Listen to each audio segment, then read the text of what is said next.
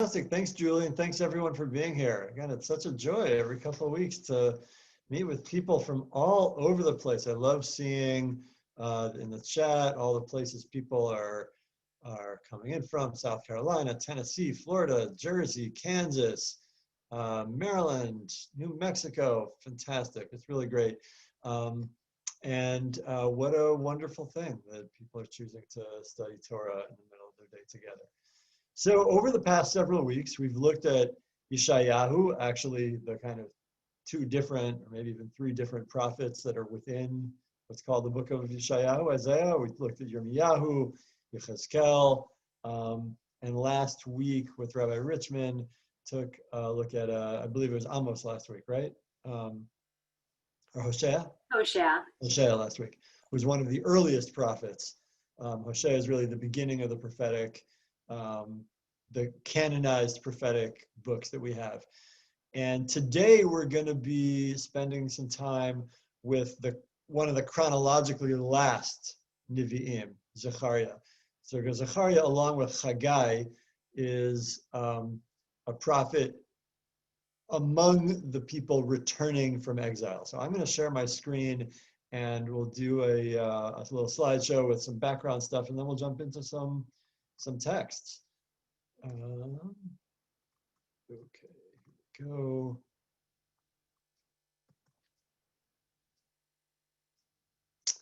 All right, so Zekharia, who was he? So Zekharia, the very beginning tells us, the very first verse tells us when and who he is. B'chodesh hashmini b'shtat shtayim l'daryavesh hayad dvar Adonai el Zekharia ben Berechia ben Ido hanavi lemor. The 8th month of the 2nd year of Darius, this word of Adonai came to the prophet Zekharia, son of Berechia, son of Ido. So what else do we know about those characters to help place this prophet? Zekharia is a prophet of return. Zekharia, who is likely a Kohen, a priest. I don't know that for sure, but there's some A, his concerns are very priestly, and B, there's some indication that this Ido, his grandfather, might have been the same Ido who is referred to elsewhere in Chronicles as a priest. So we think he's probably a priest, much like Yechezkel. Anyway, he prophesied from 520 to 518 BCE. All 14 chapters in a 2-year period to Jews returning from Babylon, or returned from Babylonian exile, reconstituting sovereign life in Eretz Israel. So some background here. Babylonia destroyed Jerusalem and exiled the Jews in 586 BCE. Definitely spent a lot of time, especially in Jeremiah, Yirmiyahu's prophecies around that. The really hard, brutal exile went for 40 plus years. Cyrus the Great of Persia conquered Babylon in 539 BCE, and he was heralded as a great hero. We already saw in 2nd Isaiah, his messianic prophecies might have been referring to the Messiah as Cyrus the Great, according to some scholars. Cyrus the Great is one of the most important people in world history and in Jewish history. He conquers Babylon in 539 BCE, encourages the Jews to return to Eretz Israel and rebuild the temple, and a first group starts to go. Cyrus dies in 530 BCE, his son replaces him, and then his son dies, and Darius becomes emperor in 522 BCE and appoints Zerubbabel as the Jewish governor of Yehudah. So when Zekharia, the first verse, it says that he started prophesying in the 2nd year, 2 years into Darius becoming emperor. That tells us when it was, so 520 BCE. And so about 19 years after the beginning of people coming back. And when Darius comes back, he really accelerates the return. So Zekhariah's prophecies are broken up this way. The first 6 verses of the book are preface, in which he says, our ancestors were punished, but God's ready to relent, so you better be good. Then, for the rest of chapter 1, all the way through chapter 6, is one prophecy. And we're going to see some excerpts from it. It's a series of 8 visions that he got in one night, one dramatic night, a symbolic, hope-arousing history of Israel and future of Israel. Then chapters 7 and 8 come 2 years later. So he has this one dramatic night of 8 visions, and then nothing for 2 years. 2 years later, those 2 chapters deal with the question of, should those who are returning, building the temple, should they retain the mourning practices for the destroyed temple that they had in Jerusalem? Something maybe some of you have sometimes asked, like, should we still fast on Tisha B'Av? It was a very live question on the beginning of Zionism among Zionists too. But we see a grounding for that here in Zekharia. And then chapters 9 to 11 are an oracle outlining God's providential dealings all the way up to the time of the covenant, the coming of the Messiah. And chapters 12 to 14 are an oracle of glories that await Israel in the end of days, the ultimate conflict and triumph of God's kingdom. You might recall, I believe one of those chapters we read on one of the days of Sukkot as a haftarah. There's all sorts of associations of Sukkot as an apocalyptic holiday, and Sukkot also being the main holiday in the early Second Temple period. Okay, I'm going to stop the slideshow.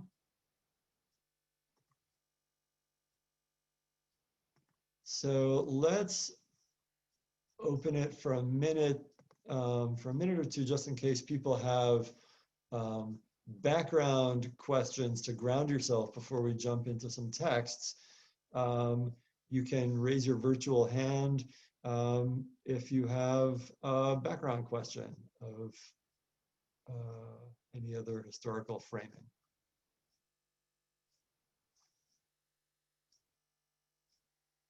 Mark Waldman asks, was this just before the Purim story? Yes. I mean, I think there's some question, Julie might know this better than I, about exactly when the Purim story takes place. I mean, the Purim story is sort of framed as fiction. I want to say that carefully, but it's all the literary cues are there of it being a satirical work and not being an historical work per se. Like the characters are really archetypes.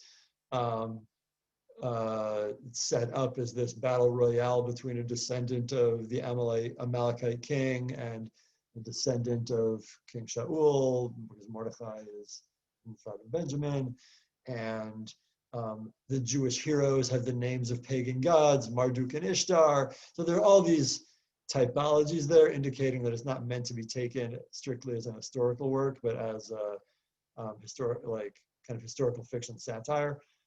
Having said that, yeah, it's grounded in the community of Jews who stayed in exile rather than returning to Eretz Yisrael. So it's like the books of Ezra and Nehemiah take us into those, and Zekharia take us into those who returned to the land and rebuilt.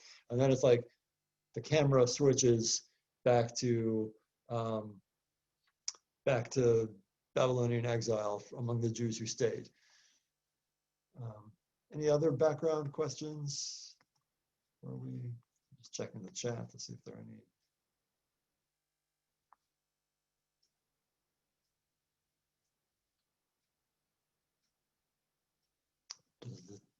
Rabbi Zecharia asks, does the 2-year period include the second and third Zekharia or only chapters 1 to 8? Yeah, so I didn't mention this. There are actually many scholars think that chapters 9 to 14 of Zekharia are a different prophet, a different book, and then that might come a little bit later. It's a little less clear than with Yeshayahu, with Isaiah, but certainly the first 8 chapters are just in this 2-year period. Zerubbabel is Jewish, yes. Is the literary style of Zekharia consistent between the 2 chronicle divisions of the prophecy? I guess it's inconsistent enough that some scholars are pretty confident that there are 2 different prophets. Is it unusual or usual for prophets to have a lapse in prophecy? Let's see, what have we seen so far? I think it's common. I think that's common. We see, yeah, I think like in Yechezkel and Yirmiyahu, they're not always dated, but when they are, they're sometimes. I mean, with Yeshayahu, we saw it over quite a big chunk of time, I think. All right. So, do commentators in the Talmud comment on the Book of Esther as real or a story? Well, certainly as a real story. It's definitely a real story. Do the rabbis of the Talmud think that the Book of Esther is historical? Sometimes hard to say. I think we have stronger genre delineations today. Our sense of history as a distinct genre with distinct rules, separate from storytelling, is much, much, much, much, much sharper today than it was in the pre-modern period. I'm not aware of any rabbinic statement where any rabbi says, FYI, the Book of Esther is just a parable and nothing in it historically happened. Certainly not that. But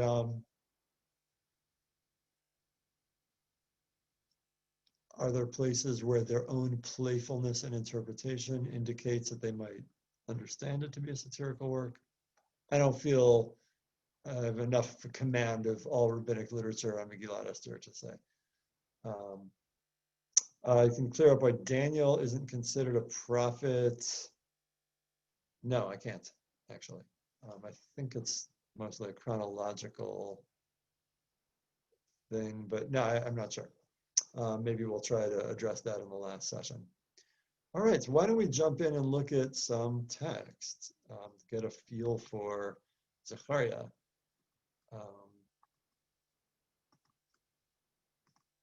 Okay, so some major prophecies. I've brought a bunch of different sections here. You'll be the judge. I'm not sure that literarily he necessarily packs the same punch as Yeshayahu or Yirmiyahu, but there's some really powerful turns of phrase that have stuck with the Jewish people culturally very strongly. So after that preface, the book begins right here. So we're at chapter 1, verse 7. On the 24th day of the 11th month of the second year of Darius, in the month of Shvat, this word of Adonai came to the prophet Zekharia, son of Berechia, son of Iddo. In the night, I had a vision. That's a very significant trope throughout Zekharia. He's a very visually oriented prophet. This oracle of this 8-part oracle is 8 visions in which he sees physical things and has to figure out what they symbolize. It's very tactile, very visual, and very representational. So here in his first vision, I saw a man mounted on a brown horse, a red horse, and the word Adom in Hebrew. There are fewer color names in biblical Hebrew than there are distinctions of colors that we recognize today.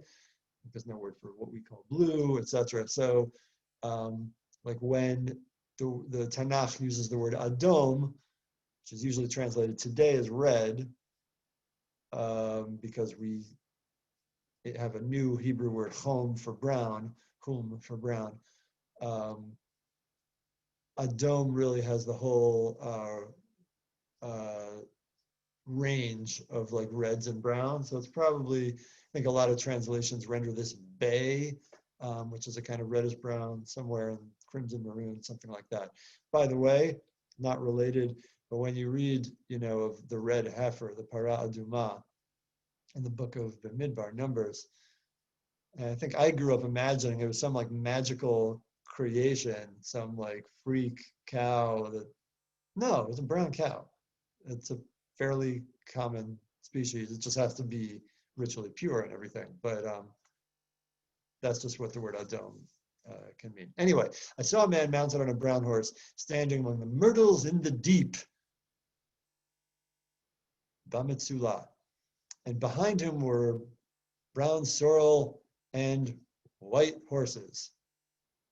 I asked, "What are these, my lord?" And the angel who talked with me answered, "I will let you know what they are." And the man who was standing among the myrtles spoke up and said, "These were sent out by Adonai to roam the earth." And in fact, they reported to the angel of Adonai who was standing among the myrtles, We have roamed the earth and have found all the earth dwelling in tranquility. Yoshevet v'shokatet. Therefore the angel of Adonai exclaimed, "Oh, Adonai of hosts, how long will you withhold pardon from Jerusalem and the towns of Yehudah, which you placed under a curse 70 years ago?" Adonai replied with kind, comforting words to the angel who talked with me. Then the angel who talked with me said to me, "Proclaim, Kara, thus said Adonai of hosts, I am very jealous for Jerusalem, Kineti liYerushalayim, and for Zion, and I'm very jealous for Jerusalem, for Zion, and I'm very angry with those nations that are at ease. For I was only angry a little, but they overdid the punishment. Hagoyim hasha'ananim asher ani kaftzafti ma'at v'hema azru l'ra'ah. Assuredly, thus says Adonai, I graciously return to Yerushalayim. My house shall be built in her, declares Adonai of hosts. The measuring line is being applied to Jerusalem. Proclaim further, thus said Adonai of hosts, my town shall yet overflow with bounty, for Adonai will again comfort Zion and will choose Jerusalem again. So this is an interesting, the very beginning of his prophecy has this spiritualized political framing. And what we see is that the Jewish people deserved exile. It was a just punishment, but it got out of hand. And God is now upset with the other nations.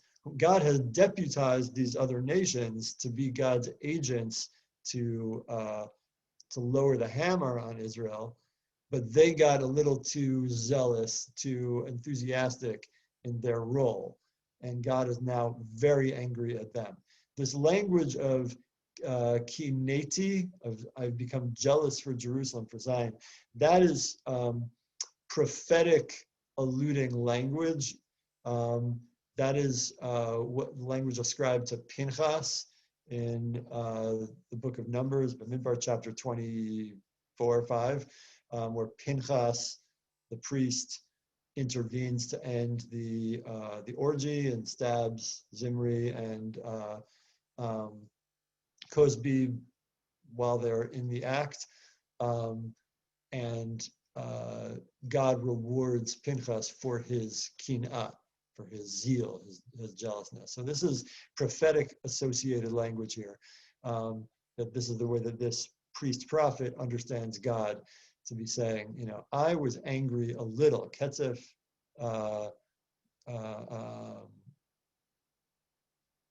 ani katzafti ma'at v'hema azru l'ra'ah. They overdid, they added, they helped the punishment. They got too enthusiastic.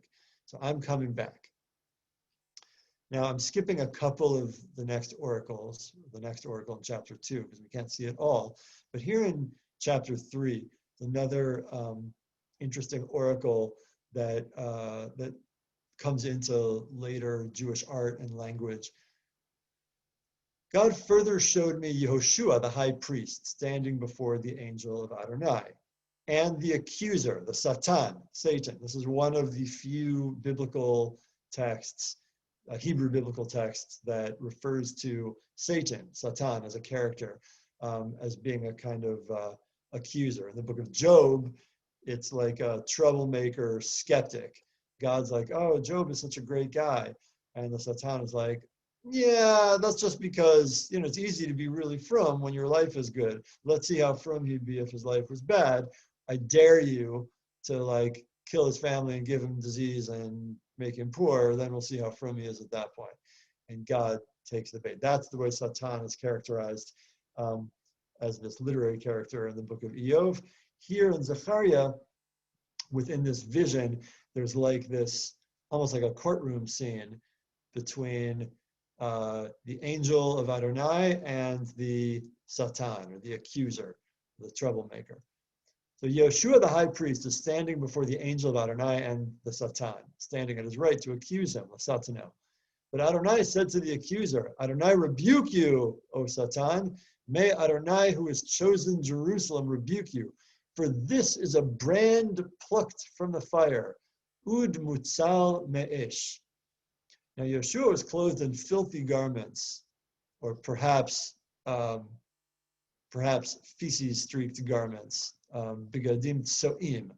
So filthy, I think, implying even, with dung,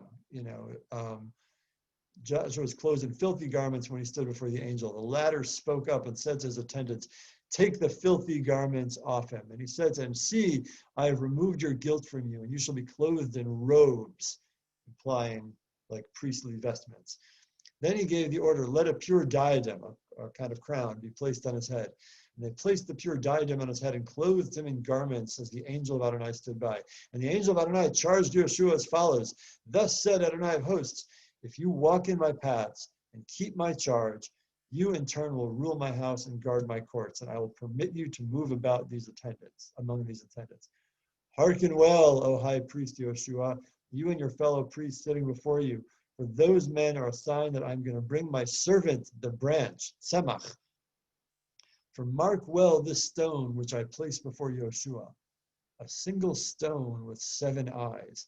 I will execute its engraving, declares Adonai of hosts, and I will remove that country's guilt in a single day.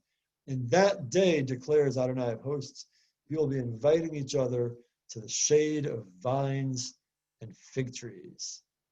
Ve'al tachat gefen, ve'al tachat teina. You will sit under vines and under fig trees. Notice this kind of Sefer Dvarim, Deuteronomistic sounding language from verse 7. But the basic premise of like, now I'm ready, my anger has wound up, I'm ready to bring back, I'm ready to put the Satan in his place, I'm ready to change out the priesthoods disgraced standing right now and replace it with clean clothing and purity and crowns to restore their sacred service. In order for that to happen, you have to im bedrachai telech v'mishmartai tishmor v'gam ata tadin et beiti v'gam tishmor et chatzerei v'natati lecha melchim ben omdim me'ela. You have to keep my paths and my charge. You in turn will rule my house and guard my courts. So do what I say, and you'll get this glory. I want to look at one more of the oracles from chapter 4, and then we'll take a pause to discuss a little bit. The angel, we're skipping a little bit. The angel who talked with me came back and woke me as a man who was woken from sleep. He said to me, "What do you see?" And I answered, "I see a lampstand, all of gold, a menorah, menorah zahav kula, with a bowl above it. The lamps on it are 7 in number, and the lamps above it have 7 pipes. And by it are 2 olive trees, one on the right of the bowl and one on its left." I in turn asked the angel who talked with me, "What do these things mean, my Lord?" "Do you not know what these things mean?" asked the angel who talked with me. And I said, "No, my Lord." Then he explained to me as follows: "This is the word of Adonai to Zerubbabel. Not by might nor by power, but by my spirit, said Adonai of hosts, lo v'chayil v'lo v'choach, ki im beruchi, amar Adonai tzvaot.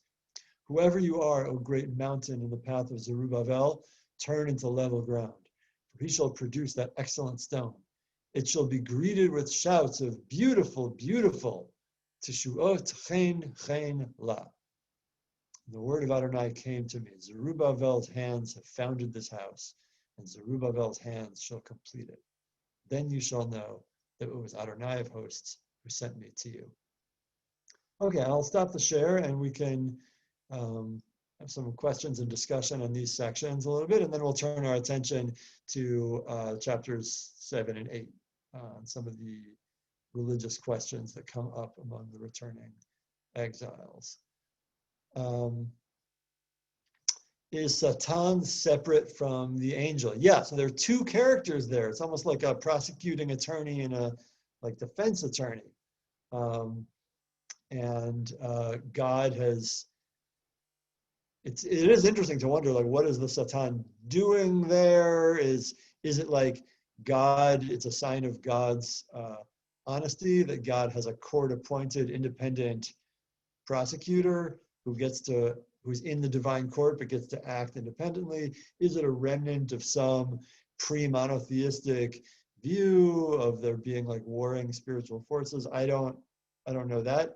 But here in this context, the Satan appears as this accuser, accusing, maybe that's that voice saying, the priest is disgusting, the people are sinners, they're never going to be better. Certainly if we use the way the character appears here with the way the character is given more personality in Eov, it's the skeptic, the cynic really, the cynical voice to say, this is what they are. All your hopeful religious belief that they're going to do tshuva is hogwash. This is who they are. Joshua deserves to be wearing clothes filled with waste because that's who this people is. But God here, represented by an angel, is really rebuking the accuser and saying like, hey, this is a brand plucked from the fire. Ud mutzal me'esh. I wonder, like, what does that really mean as a phrase to? Why is that the phrase to describe why the Satan is wrong and why there's hope? Yael, I see you have your hand up. Yael, why don't you unmute yourself? Yes, thank you. I love your classes. Oh, thank you. One thing that's jumping out at me is the seven, of course, and I'm wondering if you've heard anything about it representing the seven heavens, the seven levels of Shemaim.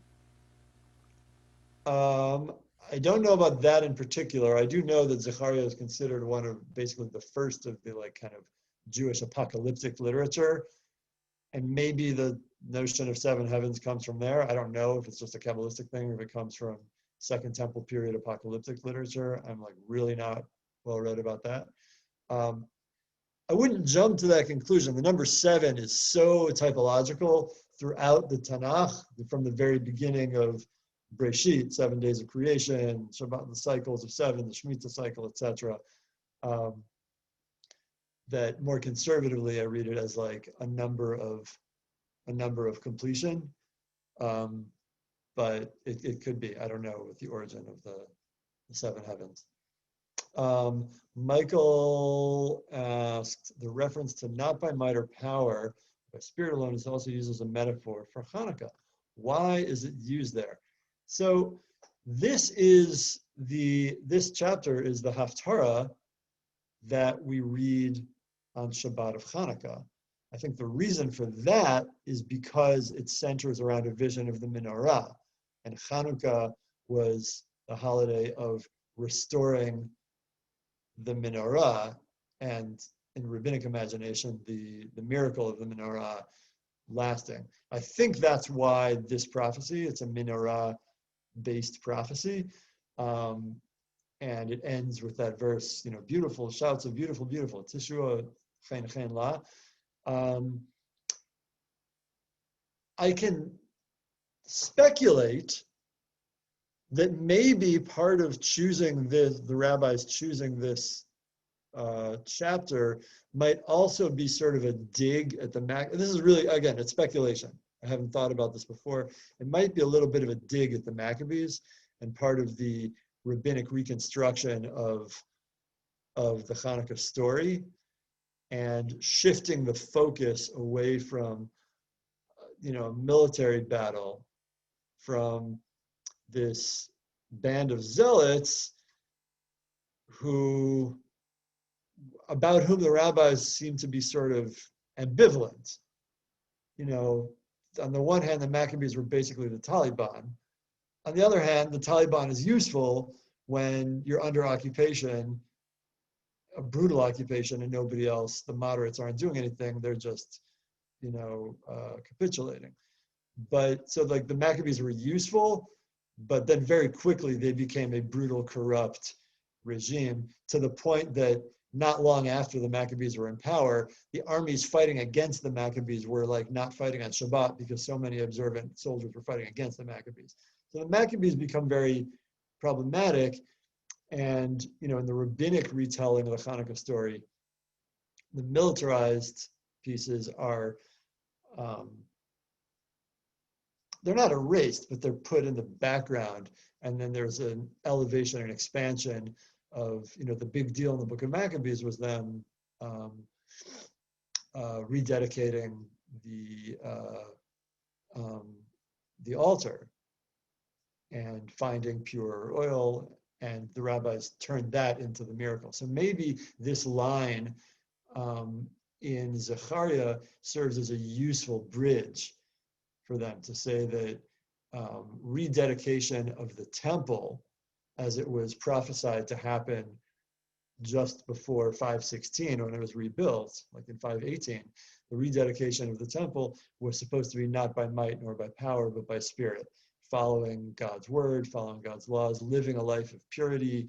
That will be what enables the temple glory to come about. Easy to say for a person who has divinely inspired night visions and doesn't have to actually deal with the occupiers sometimes. Ellen Weinstein, why don't you unmute yourself?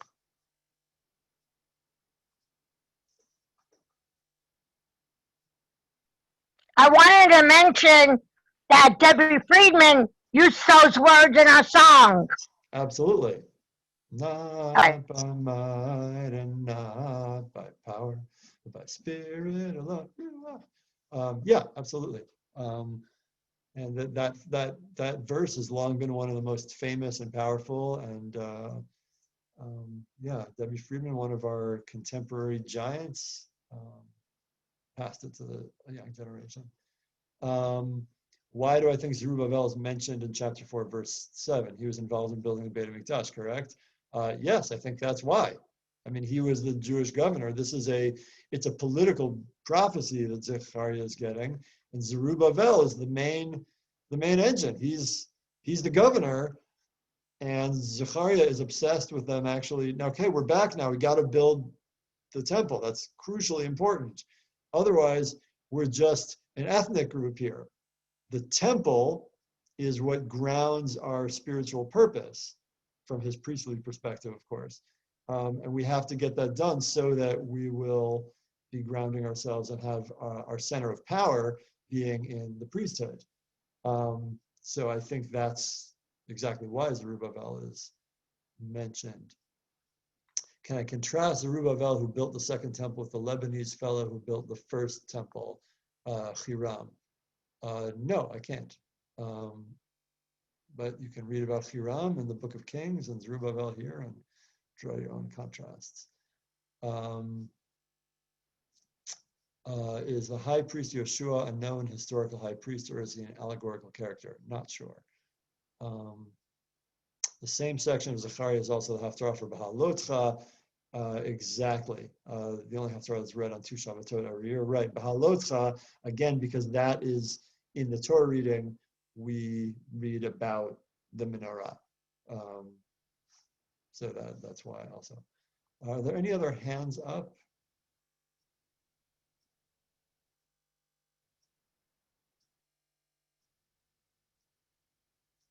Okay. Great. So let's look at chapters 7 and 8 and try to ground ourselves. Let's try to imagine we are these people. We were now born in exile, but our parents or grandparents who came into exile with us, if they're still alive, told us stories about life beforehand. Now, their life beforehand was pretty bad because it's not like destruction, things were great and then the temple was destroyed all of a sudden. The period leading up to the destruction was pretty bad. There had been a prior exile of the elites. That Yechezkel was, exiled prior to 586 BCE. But our direct memory is all the memory. Our religious life is the life of exile. So what happens? How do we reconstitute life? From our perspective, historically, the grand arc of history doesn't seem like that long, 70 years of exile. But in a human being's lifetime, that's a whole lifetime, and for many people more than a lifetime. So how do we now reconstitute, rebuild a temple. A lot of people have been back for quite some time at this point. Zekharia is getting nervous. You got to build a temple. They don't have the means to build it to the grandeur that King Solomon did, Shlomo did, but they got to build something and get it off the ground. So we've never associated temple life or the functioning priesthood as part of our religious or national identity because we've been exilic people. So start to think about the questions that you would have in that situation. And now let's turn our attention to chapters 7 and 8. In the 4th year of King Dariavesh, on the 4th day of the 9th month, Kislev, the word of Adonai came to Zekharia. When Beit El Shar Ezer and Regem Melech and his men sent to entreat the favor of Adonai, and to address this inquiry to the priests of the house of Adonai and to the prophets. Shall I weep and practice abstinence in the 5th month as I have been doing all these years? Ha'evkeh b'chodesh ha'chamishi hi nazer ka'asher asiti zeh kama shanim. Now remember, in the Tanakh, the 1st month is Nisan. So Nisan, Iyar, Sivan, Tammuz, Av. Av is the month of the destruction of the Beit HaMikdash, of the temple. So they've been weeping and practicing abstinence in the 5th month, what we know as Tisha B'Av, the 9th of Av, which marks the day of the destruction of the temple. Think of the Book of Lamentations, Eicha, all those poems of lament about the destruction, some of the prophecies of Jeremiah, of Yirmiyahu. So they, through all these years of exiles, their entire lives, they've been weeping and nazer, from the word nazir, like Nazareth. They've been abstaining in the 5th month. Now in our halakha, that means, abstaining from food and drink and, perfume and shoes, sexual relations. I don't know. I'm curious what kinds of abstentions, what kind of Nazarite-like abstentions that they were practicing. But be that as it may, Av, maybe the 9th of Av, has been a day of grieving, weeping, and mourning. Should we still do that? On the one hand, this is our practice, and this is still part of our historical memory. Of course, we should continue to mark our destruction. On the other hand, if it was in response to loss and exile, and now we're back, and now we're building the Beit HaMikdash, do we still have to mourn for what was lost before? Before we read on, I'm curious to open it up if a few people want to share a guess. What would your instinct be? The response: should the returning exiles still grieve and mourn and fast on Tisha B'Av? Yael Gott says yes. You want to unmute yourself and say why, Yael?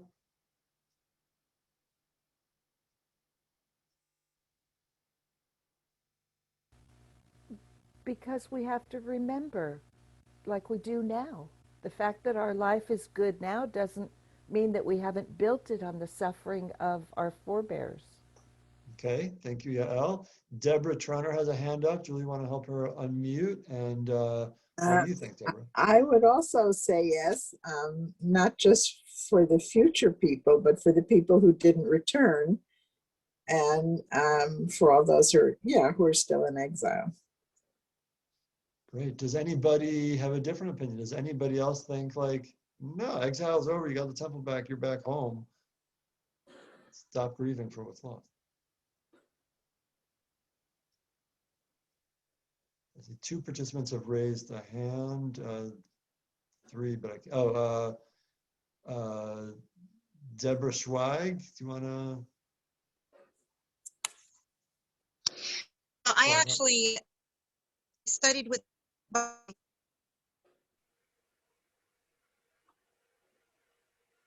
Having trouble hearing you, Deborah. We're having trouble hearing you. So why don't you go back on mute and you can type your response in the chat. In the meantime, we'll unmute Rabbi Zev Chaim if you want to share your perspective. Yeah, It seems to me that if we continue mourning the loss when we have regained what was lost, we demean the loss itself. Why?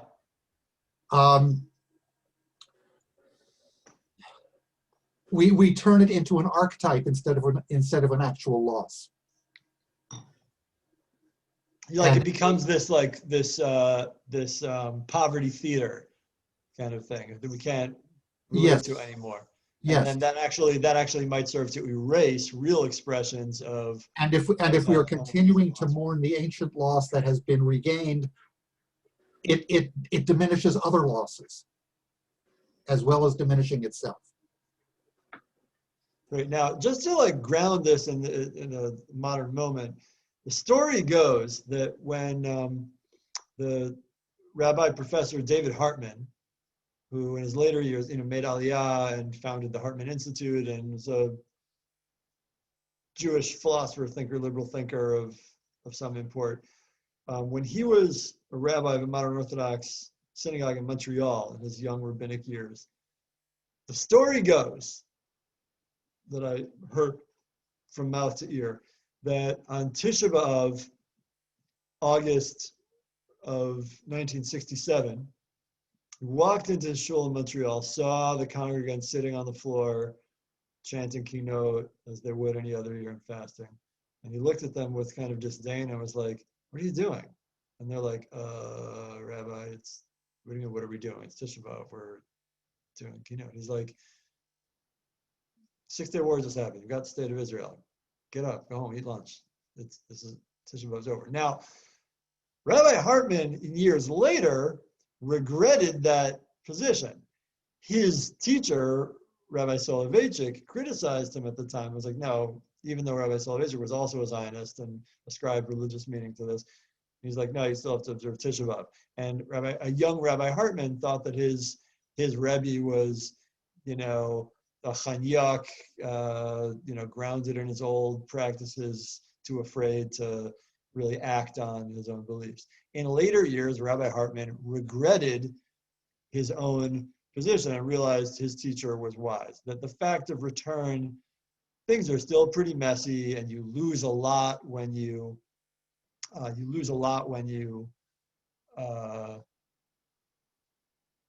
attain militarized power. I think Hartman also began to be pretty disturbed by what he saw the state of Israel had become, and some of his visions of redemption were becoming grotesque, I think, from his perspective. So things are actually complicated. How do we actually relate to homelessness, to exile, etc.? So let's go back to the text and see how Zekharia responded to those people. So shall I weep and practice abstinence in the 5th month, as I have been doing all these years? So the word of Adonai, host, came to me. Say to all the people of the land and to the priests, when you fasted and lamented in the 5th and 7th months, the 7th month is Tishrei, that's the fast of Gedalia, which was really the end. After the exile, there was a small community holding on that was allowed to stay.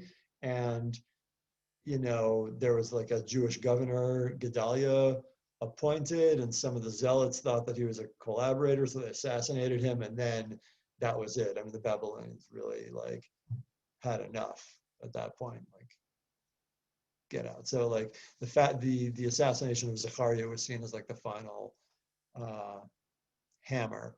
So that was also a fast day. When you fasted and lamented on the 5th and 7th months, all these 70 years, did you fast for my sake? And when you eat and drink, who but you does the eating? And who but you does the drinking? Look, this is the message that Adonai proclaimed through the earlier prophets, when Jerusalem and the towns about her were settled and tranquil, when the Negev and the Shvelah were settled. Unclear what is meant by verse 7. What are we supposed to be learning about that? But it's a very potent verse, verse 6, verse 5 and 6. When you fast, did you fast for my? I didn't tell you to fast. it's almost as though the God throws the question back to them. I mean, it's similar. We're hearing echoes of things we heard in Yeshayahu and some of the other prophets, like in chapter 1 of Yeshayahu, when he's disgusted at the people and says, Lama li rov zivchechem, why are you offering your sacrifices? You're disgusting people, you're sinners, you're corrupt, you're perverse. Why do you think I would want sacrifices from you? Maybe why would I want sacrifices at all? In later Isaiah, the Haftarah for Yom Kippur, when we hear him say, Hazet Tzom Zekharia, is this the fast that I desire, for you to sit like bulrushes weeping? No, the fast that I desire is for you to do jailbreaks and release everybody who's bound and bring homeless people into your home. That's the fast that I want. So we have seen ideas that are maybe conceptually related to this before, but here it's grounded. It's sort of interesting in that it's a little bit more policy grounded here. And not in not in a rebuke context, but when we fast, for whom are we fasting? And I guess that might actually raise the question back to the things that several of you just raised in our little discussion. Well, why do we fast?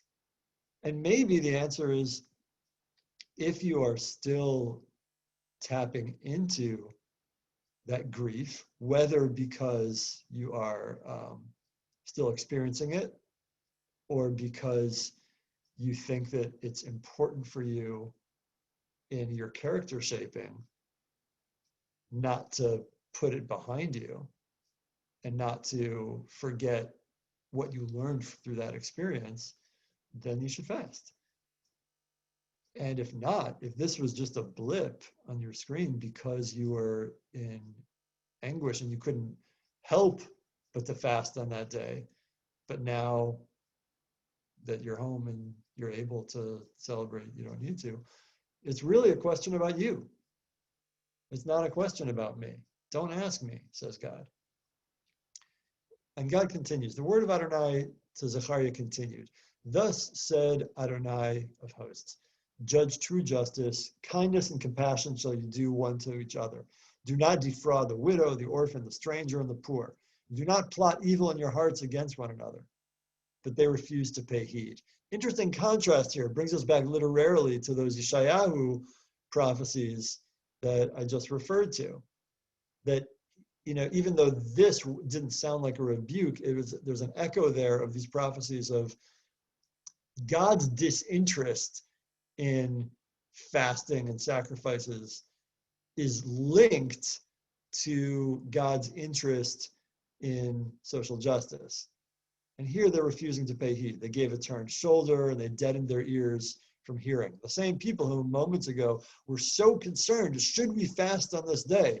And God's response is, what are you asking me for? Figure out what you need. You know what I want. What I want is don't defraud the widow, orphan, stranger, and the poor. Don't plot evil against each other. That's what I care about.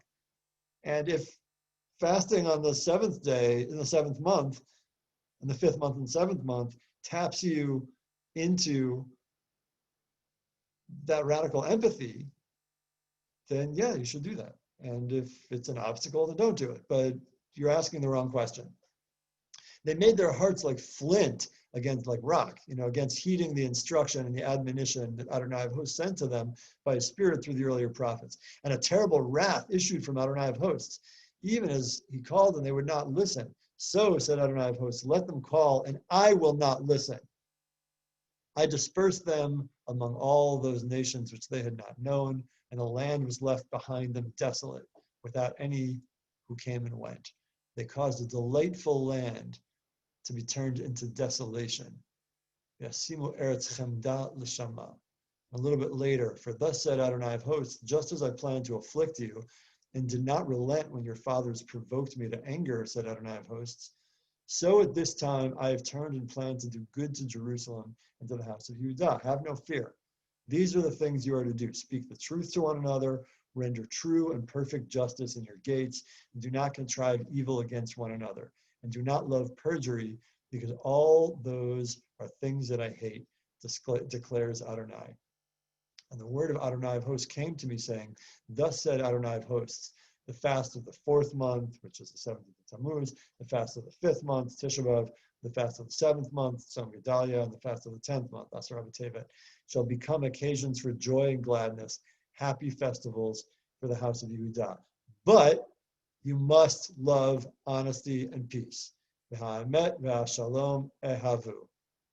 So we're going to, in our last few minutes, really discuss what that means. Is Zekharia answering the question, saying, no, these should now become festival days, and also it's important that you do love and peace and justice for each other?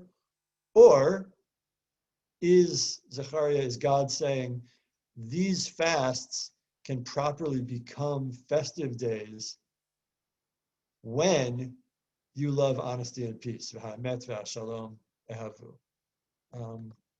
Stop the share, open it up. What do people think?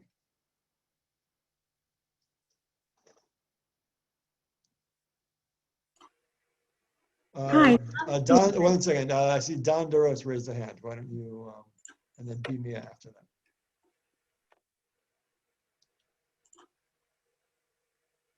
Don, do you want, yeah. Yes. The idea of fasting, to me, connotes dependency. That when you don't have food, you realize how much you're dependent on God for sustenance. And that feeling could be the source of joy and compassion for others. Thank you. Vimia Reed, why don't you unmute yourself and go ahead?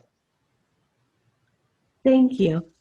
I think that this, it gives me very much a feeling of like our current holiday for Purim, about turning things on its head, like thinking about what has always been a mourning thing, to look at it with joy and what has been accomplished and setting yourself to the work ahead. I think sometimes we can get like so stuck, well, I'll own it, like stuck in tradition, that I'm not realizing the opportunity to do better. And when I'm reading that that's what he wants, like, not my coins and not my, nod to God sort of thing, but for me to do the work is pretty moving way to look at it. And I appreciate that flip.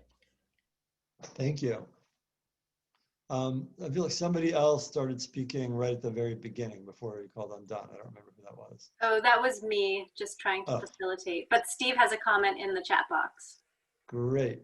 I wonder if you can address the issue of women reading the Megillah versus hearing it. Is this still an issue? I will not address that. It's not really germane to our topic today, but there are lots of different opinions about that across the Jewish denominational ideological spectrum, and but beyond the range of this class. Sorry, I meant Stevie. Stevie had a question in the chat.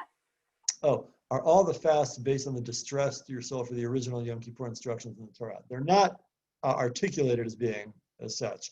There's really, Yom Kippur operates differently than the others, and that v'initem et nafshotechem, abuse your lives, abuse yourselves, afflict yourselves, without telling us why. All the literature that comes from that. The other fasts are historically grounded. All these 4 fasts and that are all linked to the different stages of the process of occupation, homelessness, and destruction. Tiny Esther is a little bit different, but you can see these fasts are being grouped as understood as a group. Betsy asked a question. Tisha B'Av is said to have begun with the spies in the Torah. When did the fasting on Tisha B'Av begin from mourning the Beit HaMikdash? So I think that's a great question. Tisha B'Av as a day with being marked as a day of mourning, as far as we have any record, starts with the destruction of Jerusalem in 586 BCE. That's when people start, and here we see the evidence of it. In Zekharia, all these years, we've been weeping and abstaining from bodily pleasures on that day. The rabbis, when they retroject and recreate a calendar that is never articulated in the Torah, but when they go back and figure out, well, when did revelation on Sinai happen, and when did how many days, they do something very interesting in the Mishnah and Ta'anit by saying that the decree against the scouts happened on Tisha B'Av, which is a way of saying maybe that this grieving we have, the sense of loss, of missed opportunity, of exile based in not acting properly when we have the opportunity to take responsibility, that has prehistory. These fasts are not as simple as, well, the Babylonians were bad guys and they did bad things, and now we're on top.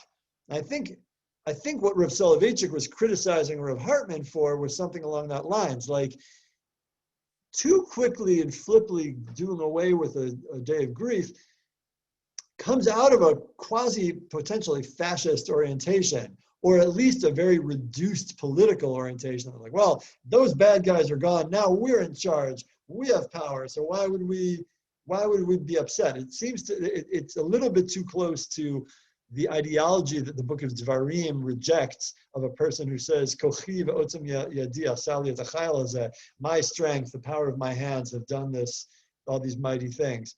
And I think there's another sensibility in which, when the rabbis say, actually, these tragedies we're experiencing now have a prehistory to them. And it's not just about Nebuchadnezzar and his band of bad guys. They're always bad guys. But ultimately, have we been in right relationship with each other to be able to withstand problems? Maybe that's a major theme tying together all these Nevi'im, all these prophets we've been looking at for weeks now, is that they, think of Yeshayahu and his distrust in these pathetic political alliances with people who are going to make you practice pagan practices just to troll you, and then they're going to throw you to the side anyway. They're not going to protect you. They're not offering what you think you need to get from them, and they're going to hurt you the same way you think they'll hurt you if you don't align with them. So there's a way in which the rabbis, I think, are saying, if we are in right relationship, if we profoundly practice justice the way the Nevi'im say, then we'll be more resilient to this particular bad guy and that particular bad guy.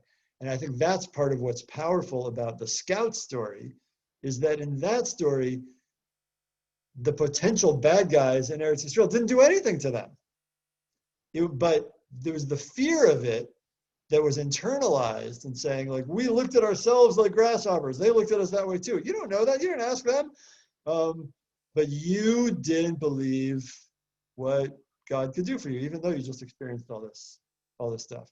So I think that's what's going on there. There's another midrash in the beginning of Eicha Rabbah, we'll wrap up with this, that even says that Adam and Chava's banishment from the Garden of Eden is linked to Tisha B'Av, and that the word ayeka that God says to Cain after killing Hevel, where are you, is phonetically, it's orthographically the same word as echa. Oh, how could it be? And so exile is actually basic to the human condition. And maybe from that perspective, woe to the person who thinks that they can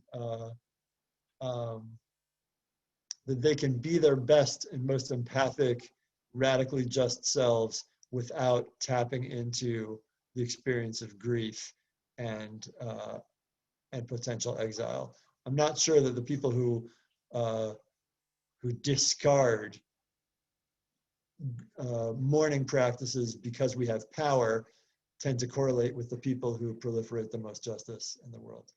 And we'll wrap up with that for a time, and I'll pass it over to Julie for closing announcements.